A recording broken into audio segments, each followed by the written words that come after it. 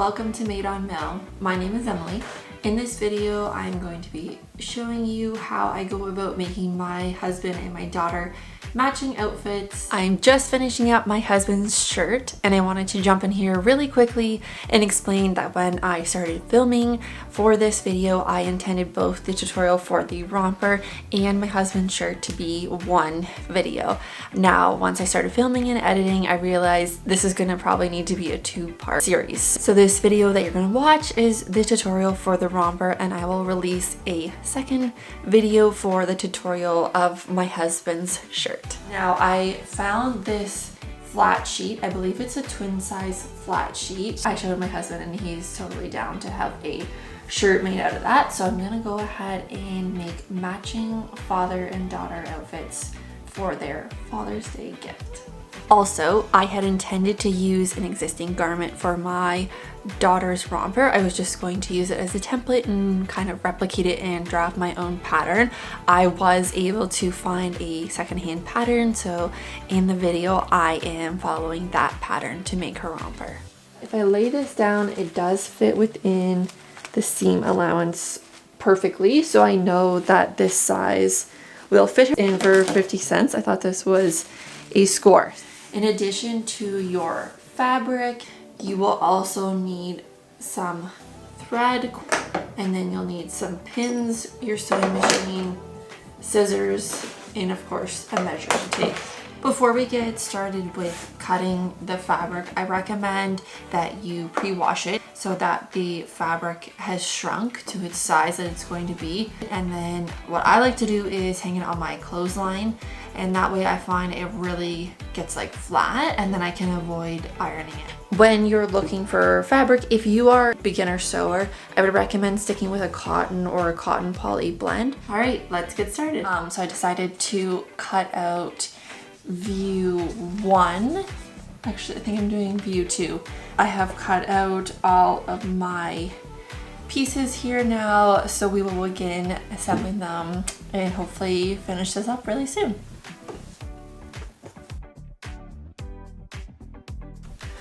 So I have sewn the first seam here, which is the center front seam, and I have gone ahead and clipped the corners. Now this helps the garment have some flexibility. So now I'm wondering how I'm going to finish the seams here.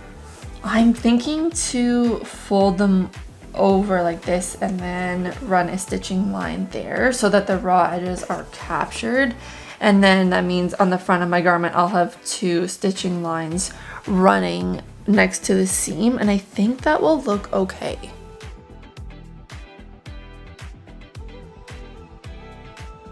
So this is how it's looking from the outside.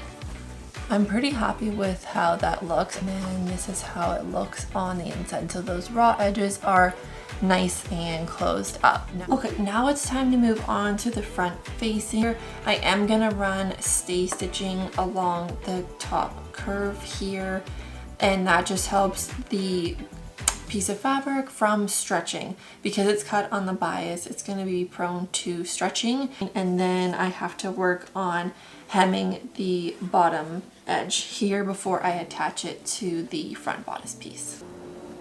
Now we need to pin the front facing to the garment here, and then I will go ahead and sew that down with 5/8 of a seam allowance. I wanted to mention, when you're sewing curves like this, it can be really difficult to maintain the seam allowance.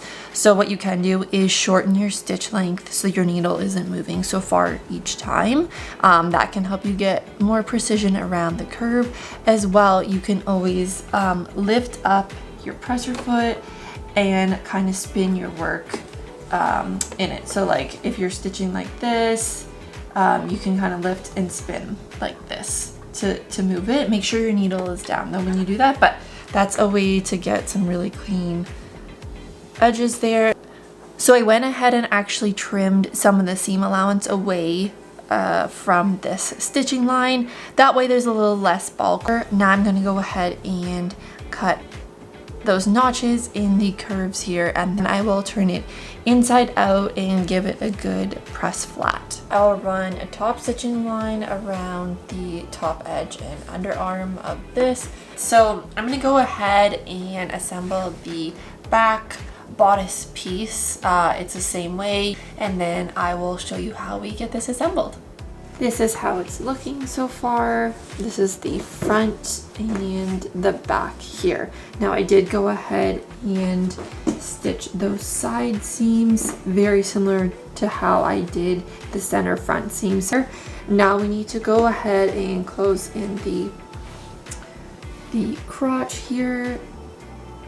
So how we do that is I will flip it inside out, lining up the right sides together, and I'll make sure that center seam there matches, and then I'll go ahead and pin this in place and then stitch along there. After we do that, we will work on getting the leg panels ready to put in an elastic. So I want to walk you through how to make this casing for the elastic. So we have the leg seam here, the bottom of the leg. And what we're going to start by doing is folding it in by a 1/4 inch and pressing that, and then we'll fold it in again. I think I did about a 1/2 inch, and I'll make sure the total width is the same as this side here. I will stitch around the whole thing, but I will leave about a 1 to 2 inch gap where I'm not going to sew. So I will backstitch here and backstitch here, and that way we have a spot that's open so we can put the elastic in. So we'll start by taking a safety pin and putting that around the edge, and then we will begin threading the elastic through the casing here.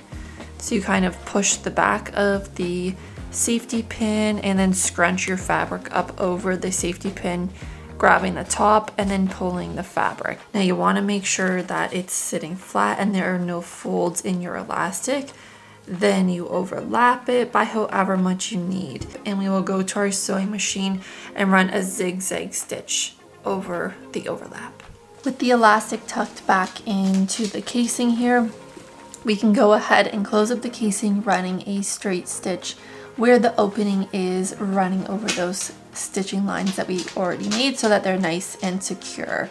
So I was able to find these buttons in my stash, and I've gone ahead and attached it on the left side here. So I have a button attachment foot here to make buttonholes, but I tried it on my machine, like I did a few test ones, and it just wasn't coming back around. Like it would do one side and then it wouldn't return. So I ended up doing them manually, which they don't look as neat as if I was able to use my machine, but that's okay because once they're attached, you can't really see the stitching of the buttonhole, and I know that it's secure. So once I had this side attached, I flipped it over and traced where I need to put my buttons, and then where I need to make my buttonhole opening. I'm gonna go ahead and sew on these buttons here. I'm not gonna film that. I have a separate video showing how I mend clothing. I will link that below and put a card above if you need to learn how to sew on a button, and then I will meet you back when I'm ready to sew the buttonholes. Okay, to get started, we are going to do the top part. So how you do this is you'll set your width to a fairly large width on your sewing machine, and then your stitch length you'll set at 0, and you'll do a zigzag stitch. And this means that your needle won't move, like your fabric won't move, sorry, but your needle will just zigzag back and forth and create the end of the buttonhole. Okay, now that I'm happy with that, I'm going to move this fabric over slightly, and then I'm going to increase the length to a 1 and the width to a 1, so it's as narrow as possible, and still working that zigzag stitch. Then we can begin stitching and ending where the bottom of our hole should be. And then I like to go back to make sure that it's extra secure. Now we're going to lift the needle, go back to a width of 5, in a length of 0 to do the bottom of the hole here. I'm going to put my needle down and spin my work so that I don't have to work backwards.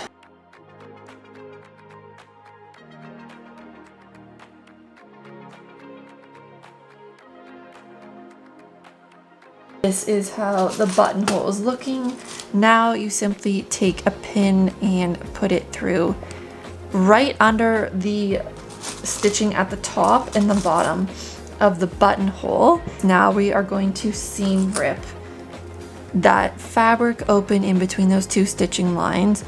You do not want to catch any of your stitches when you're seam ripping. So the pin at the top is to prevent yourself from accidentally pushing the seam ripper too hard and going through your top stitching line there.